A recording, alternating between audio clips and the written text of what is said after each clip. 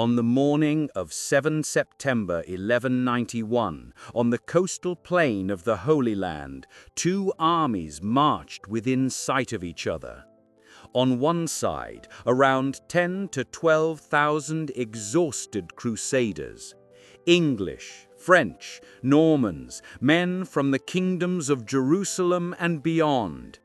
They had spent a week under the blazing sun, marching in heavy mail, thirsty, battered by arrows, their nerves stretched to breaking. On the other side, a far larger host, under the crescent banners of the Ayyubid Sultanate.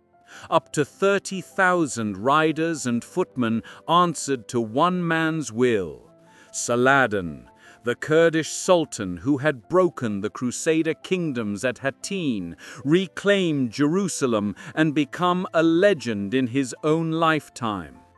For days he had stalked the Crusader column, probing its flanks, showering it with arrow fire, waiting for the moment when discipline would snap and the line would break. Instead, something very different happened.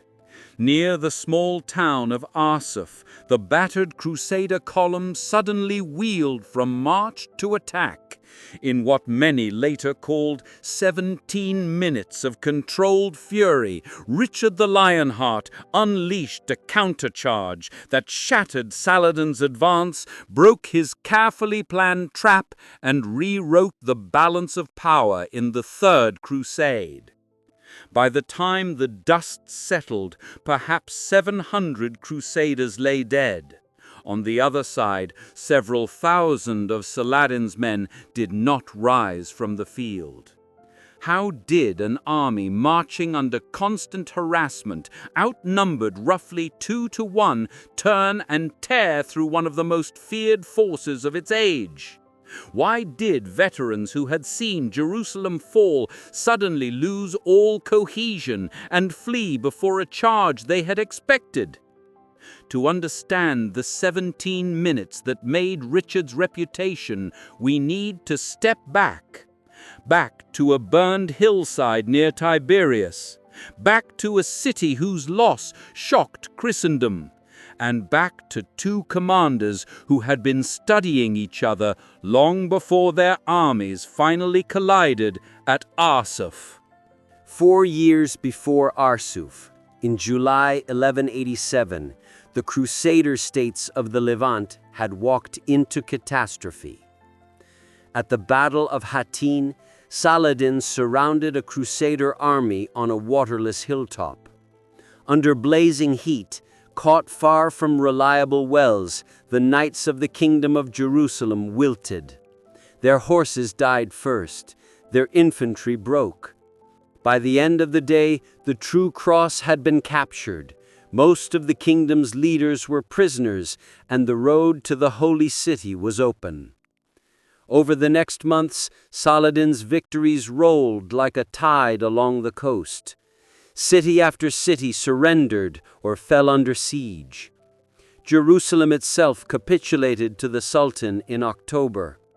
For the first time since 1099, the city was back under Muslim rule. In Europe, the shock was immediate. Popes thundered from their pulpits. Kings swore oaths. The Third Crusade was called, and 3 monarchs answered: the Holy Roman Emperor Frederick Barbarossa, Philip II of France, and Richard I of England. Frederick drowned on the Long March east. Philip would later quarrel with Richard and return home.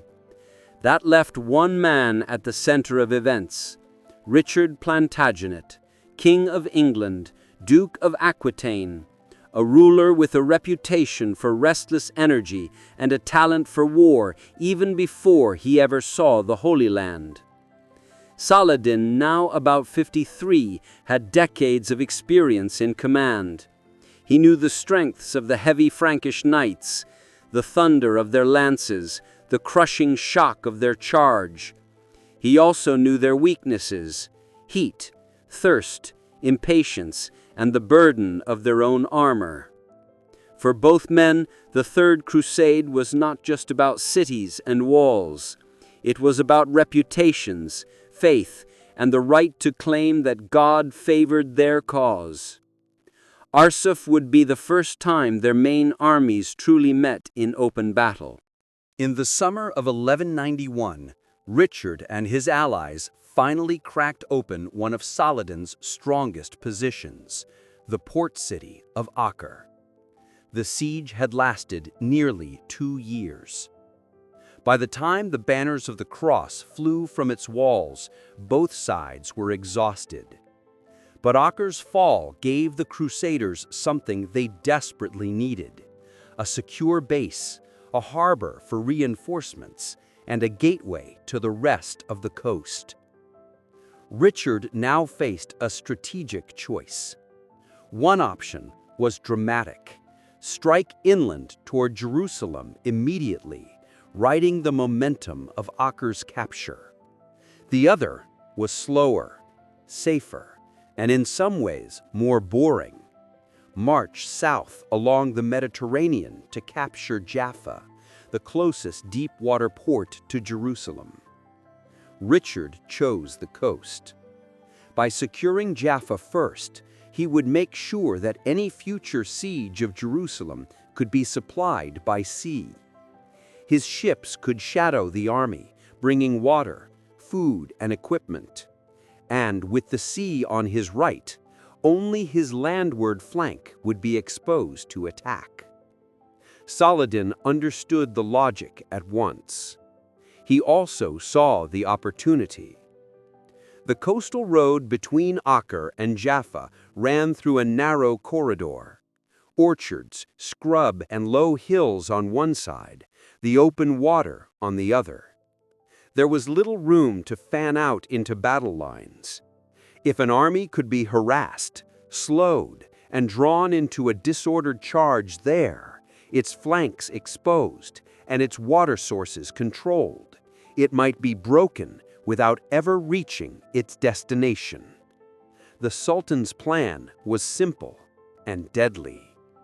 He would gather his cavalry in the hills, shadow the Crusaders, and bleed them with constant archery. He would force his knights to charge piecemeal, chasing shadows. Then, when discipline collapsed and the column lost shape, he would commit his reserves and finish the work that had begun at Hattin 4 years before. Richard knew that Saladin would try exactly this. The march to Jaffa would become a moving duel of nerves, endurance, and discipline. The forces that gathered along the Levantine coast represented the cutting edge of medieval warfare. Richard's army was relatively small but hardened. Modern estimates suggest he had perhaps 11,000 to 12,000 men at Arsuf, about 2,000 mounted knights and sergeants, and around 10,000 infantry and crossbowmen, once losses and detachments are taken into account. At the sharpest point of his spear were the military orders: the Knights Hospitaller, riding in the vanguard; the Knights Templar, guarding the rear. These were warrior monks, men bound by vows but trained from youth to fight in the climate and conditions of the eastern Mediterranean. Around them rode feudal contingents: English, Angevin, Norman, Poitevin, and knights from the remnants of the Kingdom of Jerusalem. Each heavily armored mounted man was a compact fortress: chainmail or mail with reinforcing plates, helmet, shield, a 12-foot lance, sword, and sometimes a mace for close work. Facing them was Saladin's host, perhaps 20,000 to 30,000 strong, built above all for speed. The heart of his force was cavalry: lightly armored Turkish and Kurdish horse archers, Bedouin raiders, and more heavily equipped Mamluks, slave soldiers trained from youth as professional warriors. They carried composite bows that could loose arrows rapidly from horseback, curved sabers for close combat, and usually multiple remounts, so that tired horses could be swapped out during the day. If Richard's army was a mailed fist, Saladin's was a swarm of stinging wasps. One side relied on discipline, tight formations, and the shock of a charge that had to be timed perfectly. The other trusted in mobility, harassment, and the ability to stretch an enemy's nerves until finally something snapped. The march to Jaffa would decide which system was stronger. When Richard's army finally left Acre in late August 1191, it did so like a machine, assembled piece by piece. The column never simply straggled down the road. It advanced as an armored box. On the landward side, facing the hills and scrub where Saladin's riders waited, infantry marched in dense ranks. Spearmen formed the outer line, shields overlapping, spearheads angled outward like the spines on a hedgehog. Behind them, protected from sudden charges, walked the crossbowmen. Inside this moving wall rode the knights, their horses shielded from the worst of the arrow fire. The baggage train, supply wagons, and non-combatants hugged the seaward flank, close enough that, in a desperate moment, they could even escape onto the waiting ships. The Templars held the front. The Hospitallers guarded the rear, where the pressure would be worst. Richard and his personal standard marched in the center, where he could ride up and down the line, reinforcing discipline with his presence. He also dictated the pace. The army moved slowly, often only in the coolest parts of the morning. They paused frequently near streams and wells. Fresh units rotated into the outer ranks, while those who had taken the heaviest arrow fire pulled back to rest. The fleet followed along offshore, a moving lifeline full of food, water, and the promise of a hospital ship if wounds became too serious. To impatient knights, this felt like torture. They were men trained to charge, to seize the initiative. Instead, they were being asked to act as part of a shield wall, inching forward under harassment, unable to answer insults with steel. For Saladin's riders in the hills, however, the marching fortress was an insult of another kind. Their arrows pattered against shields and armor.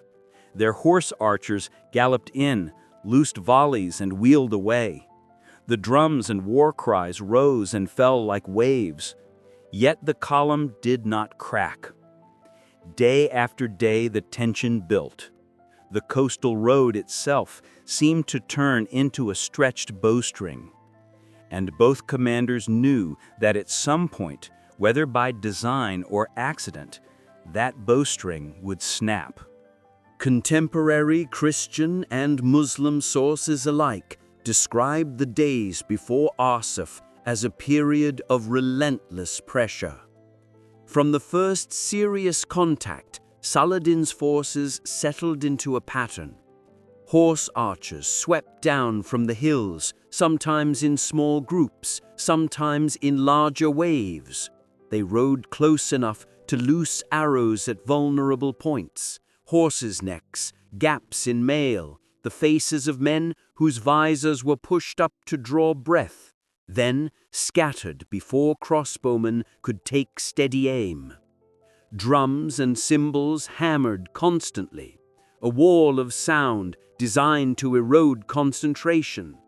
Dust clouds rose from the hooves of thousands of horses, partially masking movement and making it harder for the Crusaders to see where the main threat might come from. At first, the casualties were limited. A man here, a horse there. A knight forced to dismount and join the infantry, his charger collapsing under him. But over hours and then days, the toll mounted. Mail heated under the sun until it burned the skin beneath. Thirst gnawed at men's throats. Sleep was fitful, always interrupted by alarms. The temptation to lower shields or loosen formation, even for a few moments of relief, was ever present. The strain was worst at the rear of the column, where the Hospitallers held the line. Their crossbowmen often had to walk backwards to keep shooting at attackers. Their knights watched horses drop, brothers fall, and saw no immediate chance of revenge. Again and again, their Grand Master, Garnier of Nablus, is said to have ridden to Richard asking permission to charge and clear the pressure. Again and again, Richard refused. The king's thinking was brutally simple. If his knights charged too early, Saladin's riders would simply melt away into the scrub and reform. The Crusaders would lose horses and cohesion for little gain. He wanted the Sultan fully committed, his cavalry close, his reserves moving forward before he unleashed the counterblow. The longer the marching fortress held, the more Saladin would be tempted to push, but every extra mile also cost Richard blood and strength. By the time the Crusaders drew near to the small town of Arsuf, both armies were reaching the end of what they could endure. On 7th September, the terrain opened into a wider plain north of Arsuf. This was the place Saladin had chosen for a decisive blow.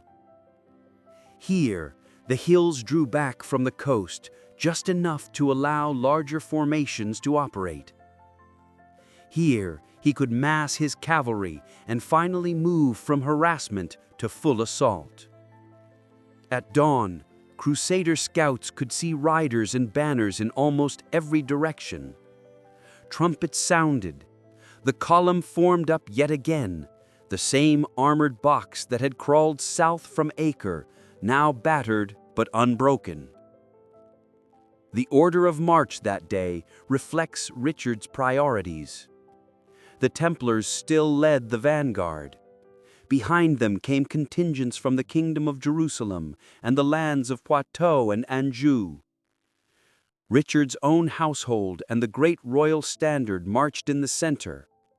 The Hospitallers, as before, guarded the rear, where Saladin's attacks were likely to fall heaviest. For Saladin, there was little point in waiting any longer. His men had spent days burning arrows and energy. The Crusaders had stubbornly refused to take the bait. If he allowed them to reach the safety of a fortified camp near Arsuf, his best chance to break them in the open would be gone. So, he committed. Waves of horse archers and cavalry surged down from the heights. They aimed particularly at the rear and flanks of the Crusader column, hoping to pry open a gap and roll the line up from behind. The pressure on the Hospitallers became unbearable. Bolts and arrows crisscrossed the air. Horses screamed and collapsed. Men fought almost shoulder to shoulder, shields raised, lances lowered but still grounded, waiting for a signal that did not come. According to some accounts, Richard had ordered that no one was to charge until a clear trumpet blast signaled a general advance. But battles are not chessboards. In the roar of drums, the dust of hooves, and the rising panic of men under constant attack, personal judgment and emotion could not be kept out forever. Something had to give. At some point in the late morning, as the vanguard of the Crusader army was already nearing the outskirts of Arsuf, the Hospitallers in the rear reached their breaking point. Their Grand Master, Garnier de Nablus, had begged for permission to charge and been refused. Their crossbow line was fraying under relentless contact. Enemy cavalry were pressing so close that some Ayyubid riders were hacking at shields and helmets with swords and maces. In one version of events, it was the orders marshal and a household knight of Richard's, Baldwin of Carron, who finally moved first. Unable to stand it any longer, they pushed through their own infantry, couched their lances, and spurred their horses directly at the nearest cluster of enemy cavalry, shouting the battle cry of St. George. Hospitaller knights, seeing their leaders go, followed almost at once. The thin blue and white wedge burst out from the rear of the column, like water finally breaking a dam. From a strict tactical point of view, this was disobedience. From a human standpoint, it was almost inevitable. Richard, riding near the center, had a heartbeat to respond. He could order an immediate recall, try to pull the Hospitallers back into line, and watch them be surrounded and cut down while the rest of the army stayed in formation. Or he could accept that the moment he had been waiting for, when Saladin's cavalry were close, committed, and confident, had arrived slightly earlier and in a less orderly way than he had planned. He chose to seize it. Trumpets shrilled along the line. Knights, who had been gripping their reins in frustration for 7 days, at last heard the sound they had been dreaming of. The order was simple and devastating: advance. What had begun as a premature surge at the rear became a general charge along the landward side of the column. The moving fortress was about to transform into a storm of steel. When Richard gave the signal, the entire Crusader cavalry did not simply gallop forward in a chaotic rush. Formations that had been drilled and re-drilled on European training fields snapped into motion like parts of a machine. On the Crusader right, closest to the sea, the Hospitallers drove home their own attack, turning spontaneous fury into a focused wedge. On the left, the Templars spurred ahead, forming another dense spear point. Between them, Richard led the main body of knights from England, Normandy, Anjou, and the Crusader states, banners whipping in the wind. At first, the charge must have seemed suicidal to the men who had endured days of arrow fire. They were tired, hot, and many had already been nicked or wounded. Yet their horses, bred and trained for this single purpose, gathered speed. Armor flashed in the sun, lances lowered in a line that seemed to run for hundreds of yards. Saladin's front ranks had seen charges before, but almost always those charges had come too early. Small groups of knights unable to bear the harassment, breaking forward without support, easy to isolate and cut down. This time was different. The Ayyubid cavalry had pressed close, confident that the Crusaders were finally weakening. They were packed in more densely than usual, trying to exploit gaps in the infantry screen. Behind them, more riders and reserve units were already committed, pushing from the hills onto the plain. Into this crowded space came 2,000 heavy horse as a single, coordinated blow. The lances hit first. Where a couched lance met a lighter rider at full speed, the result was not a contest of skill, but of physics. Men, horses, and shields went down in tangled heaps, opening holes in the line. Then the real killing began. As lances shattered, knights drew swords, maces, and axes, driving deeper on the momentum of their charge. Their war horses barged, trampled, and shouldered aside opponents. Behind the first wave, infantry began to emerge from the marching formation, crossbowmen loosing into clusters of enemy riders, now too disordered to dodge. The key was not just impact, but control. Richard did something many medieval commanders failed to do. He called his cavalry back after the initial breakthrough, rallied them, and launched renewed attacks rather than allowing them to scatter in pursuit. Short, brutal charges, then regrouping. Each cycle pushed Saladin's cavalry further into confusion. On a field squeezed between sea and dunes, with dust rising and enemy units colliding with one another in panic, the mobility that had always been the Sultan's greatest asset suddenly had nowhere to go. Within what chroniclers later compressed into 17 minutes, the shape of the battle, and with it the myth of Saladin's invincibility, collapsed. Eventually, even the best troops break. As the Crusader wedges slammed through again and again, parts of Saladin's line began to give way. Some cavalry tried to peel off and regroup. Others fled outright toward the safety of the hills. In medieval warfare, rout was often the moment when casualties truly spiked. Men running with their backs turned, mounted or on foot, were far easier targets than when they stood in disciplined lines. Many Crusader knights, full of adrenaline and long-delayed rage, wanted to pursue at once, to ride down the broken enemy and turn a victory into annihilation. Richard resisted that temptation.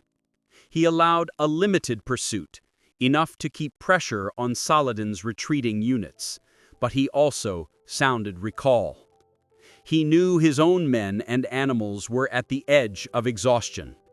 Their formation had held through 7 days of constant movement and contact. Another few hours of wild chasing could undo everything they had gained. By most modern estimates, Crusader losses at Arsuf were probably in the hundreds, perhaps around 700 dead. On the other side, Christian chroniclers claim to count several thousand Ayyubid bodies on the field, some saying as many as 7,000, though exact numbers are impossible. What matters more than the statistics is the change in mood. For the Crusaders, Arsuf was proof that Hattin had not been the final word. If they remained disciplined, if they put aside individual pride and acted as a coordinated army, they could still beat Saladin in a set-piece battle. For the Ayyubid forces, the psychological blow was severe. No longer was the story simply that heavy Frankish cavalry could be baited, drained, and then shredded at a time of the Sultan's choosing. At Arsuf, Saladin's men had seen that when those same knights kept their nerve under torment and struck as one, they were still almost unstoppable. By the evening of 7 September, the coastal plain was quiet again. The cries of the wounded faded. The living drank what water they could find. The dead were counted, buried, or stripped. The immediate question in both camps was the same. In strictly military terms, Arsuf was a clear Crusader victory. Saladin's army was not destroyed. Many units withdrew in relatively good order, and the Sultan himself escaped. But his forces were shaken, short of experienced commanders, and in no condition to immediately contest the coast again. Richard moved quickly to exploit the advantage. Within weeks, he captured Jaffa, the very port that had been the goal of his cautious coastal march. With Acre and Jaffa both in Crusader hands, the central stretch of Palestine's shoreline was once again under Latin control. The road inland toward Jerusalem seemed open. But here, the story turns. Despite the triumph at Arsuf and the psychological boost it gave his men, Richard never actually retook Jerusalem. Repeated councils of war debated whether to march on the Holy City. Each time, the same problems surfaced. The Crusaders could probably reach the city and even besiege it. But could they hold it against counterattack without firm control of the surrounding countryside and water sources? Could they maintain supply lines through winter rains and summer heat? Would garrisons from Europe, already stretched, be willing to stay indefinitely? Richard hard-headed even at the height of his fame, chose not to gamble everything on a siege he was not sure he could sustain. Instead, the war slid into a pattern of raids, skirmishes, and negotiations. Finally, in 1192, a compromise was reached, a truce that left Jerusalem under Muslim control but secured a coastal strip for the Crusader states and allowed Christian pilgrims access to the holy places.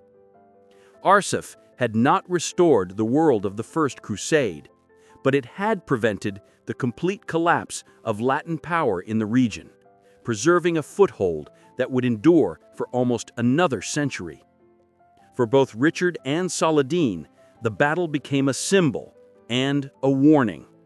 For Richard, it showed what disciplined arms could achieve, but also that even victory had limits.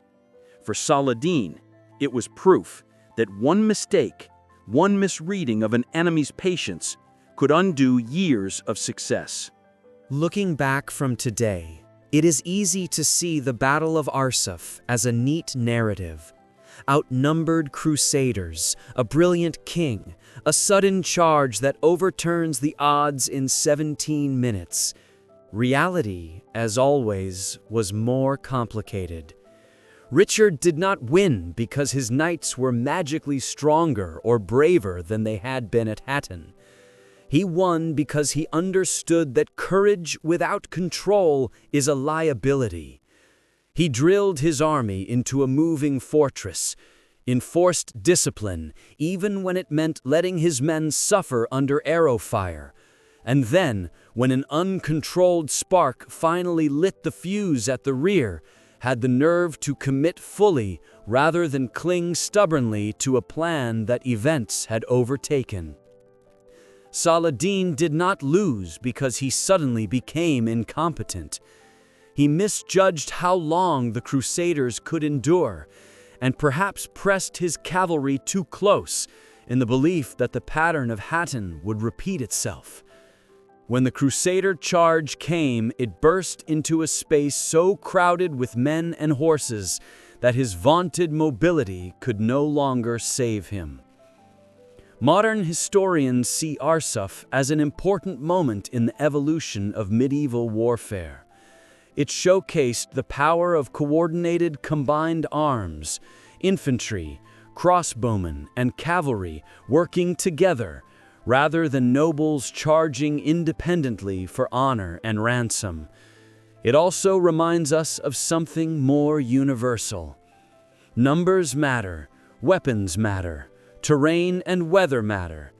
But again and again, the outcome of battles turns on something harder to measure: the ability of human beings to endure fear, pain, and frustration without losing their cohesion.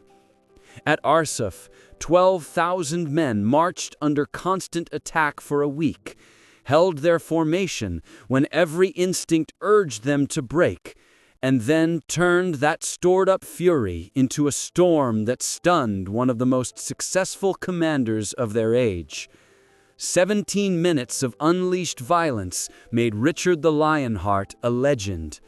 But those 17 minutes were only possible because of the 7 days that came before them. Days when the deadliest weapon on the field was not a sword, a lance, or a bow, but discipline. And that, perhaps, is the real story of the Battle of Arsuf.